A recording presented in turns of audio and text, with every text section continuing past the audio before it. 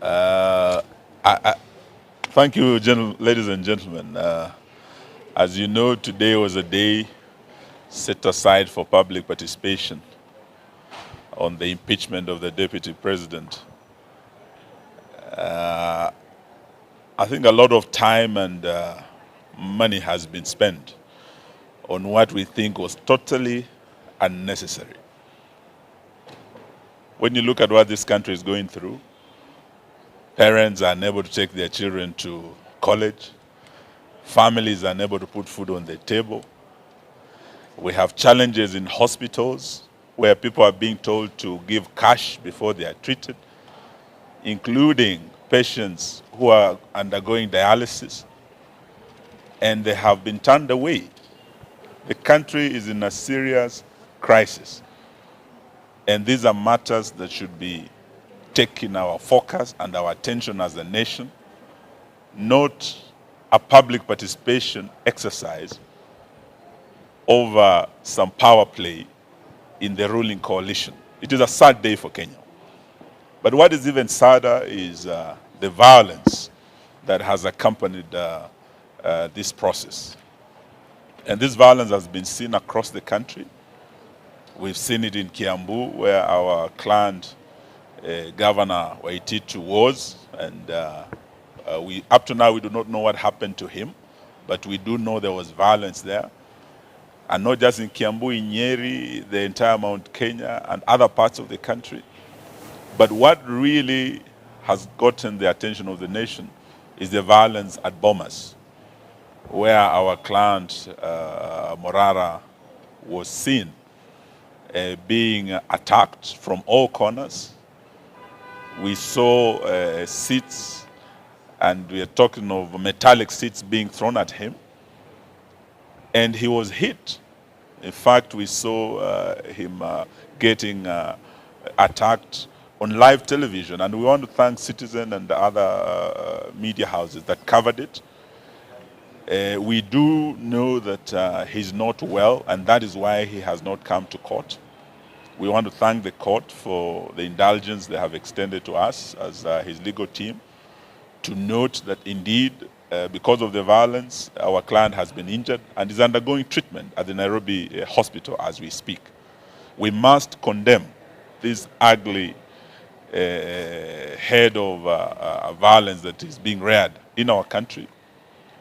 And we have seen this in post-election violence, in terms of pre-election violence, and we blame this totally on the president and his ruling coalition that has subjected the country to an unnecessary process that was not really a priority. There are many priorities that many Kenyans are looking at. Removing Rigathi Gachagua is not a priority for ordinary Kenyans who are suffering. And we should not have subjected the country to this wastage of time, wastage of resources. When we have no money to give to our counties, 5 months, counties have not been paid. We have no money to pay our teachers. We have no money to pay our interns. And here we are splashing and wasting money on an unnecessary process of public participation that will not help the country. It is a sad day for this country. Thank you.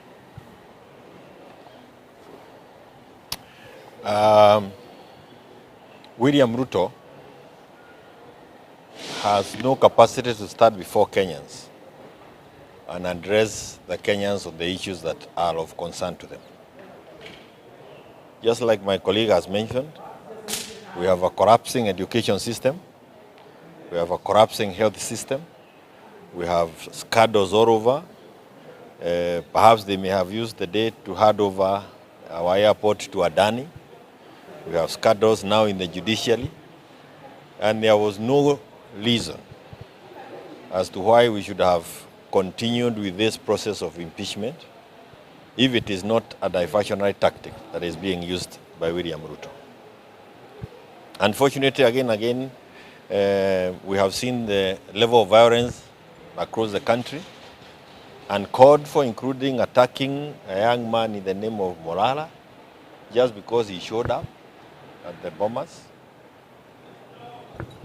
And what we are now witnessing is really a clawback of all the gains that we had during our 2010 constitutional movement.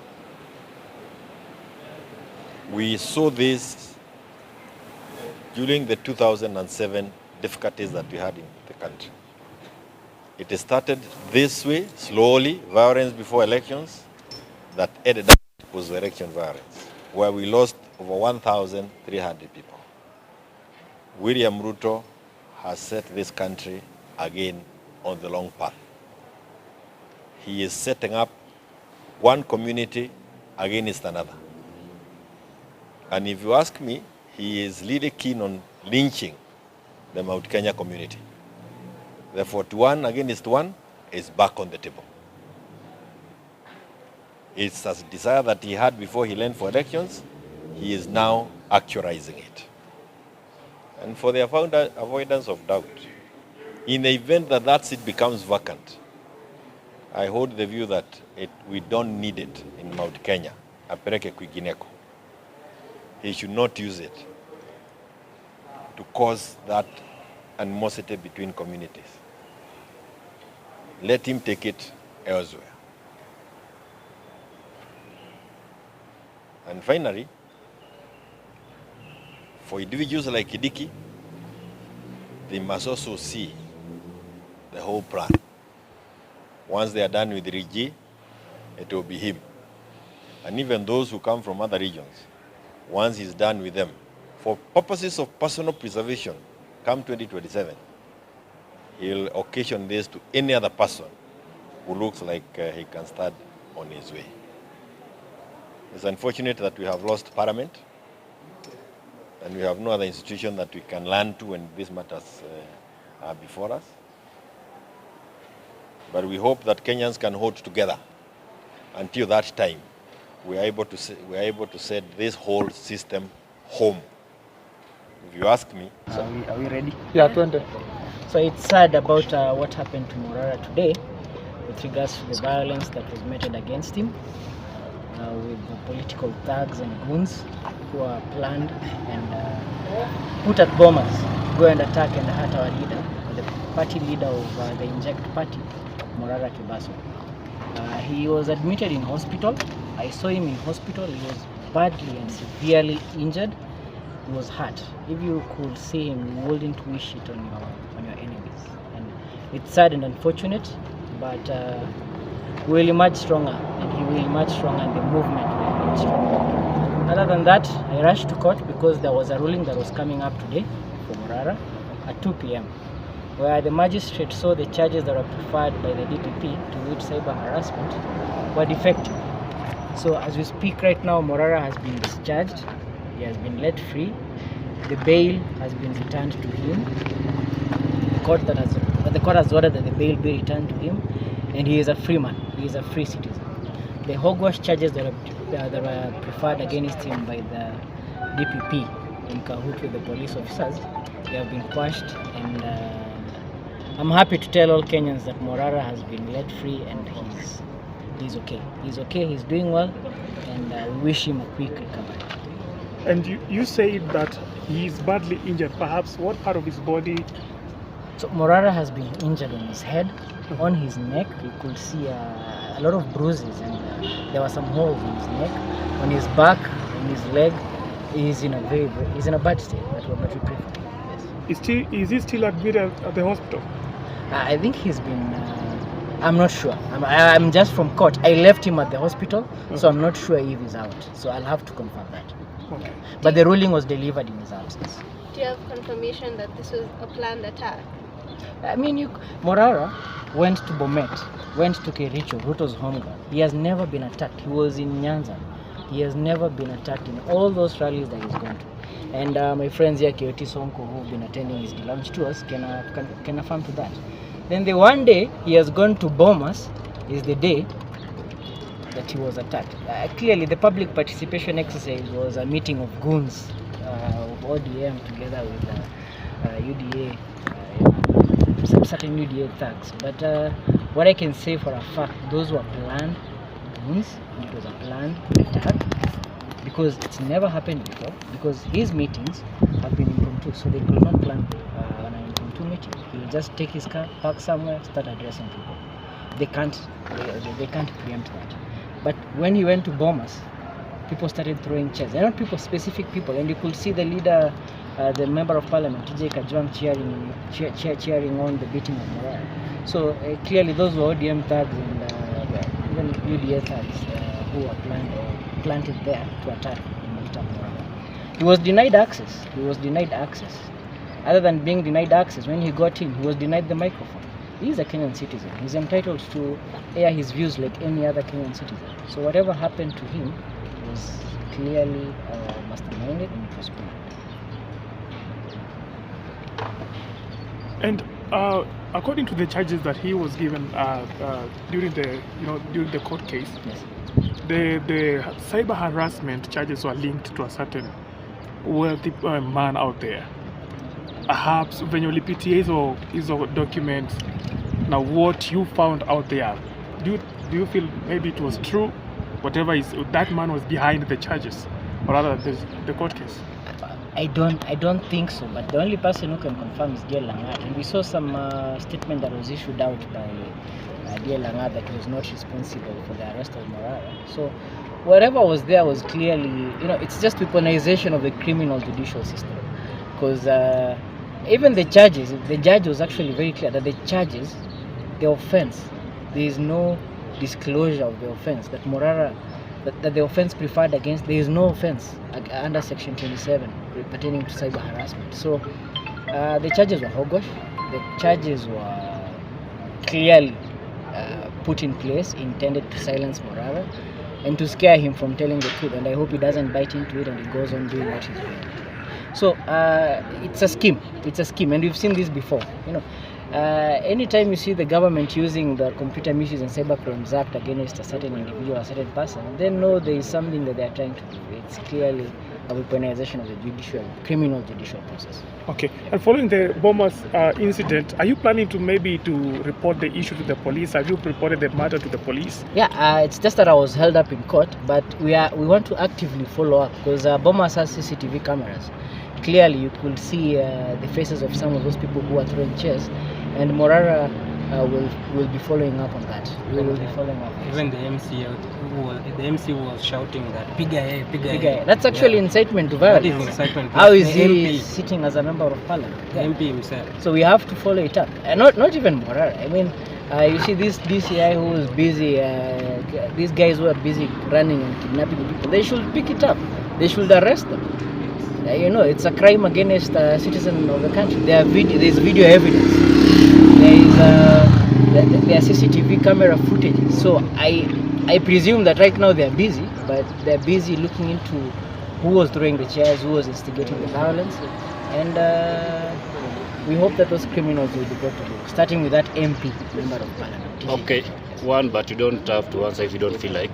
Do you have a comment on Kasmuel Makoure's act today of supporting the government on impeachment of Rigathi Gachagua? I prefer I think I can answer that question. At the beginning, before we came for the exercise, the public participation, we were saying that we want both Ruto and Gachagua because they were a single ticket in 2022 election, and so they were all to go home. And so some of the social media influencers, when they were given that platform to air their issues, we expected that they air the grievances of most of Kenyans, whereby we want the entire Kenya Kwanza regime to go home. And so we expected somebody like Kasmuel to come out clearly to say that both Ruto and Gachagua, they must go home. Unfortunately, he was only touching on Gachagua and the matters of tribalism. But it's better for a person to speak about tribalism than to engage in tribalism matters in exercise. When you see we have a lot of offices, if you can see those offices, people who are occupying those offices, you will clearly notice that they are coming from probably a single community. And so it's better a person who says that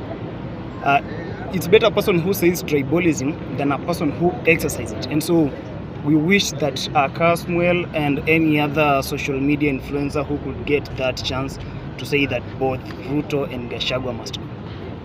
And right now, if you head over to Twitter, there is an eruption in regards to what Kasmuel did. Many people are calling him a sellout, a government sellout. Do you feel so? Is it true? You know, at times you look at someone's ways, the way he's moving, where he's coming from, and where he's heading to. You know, when we were going to the streets, we had these members of parliament, the likes of Osoro.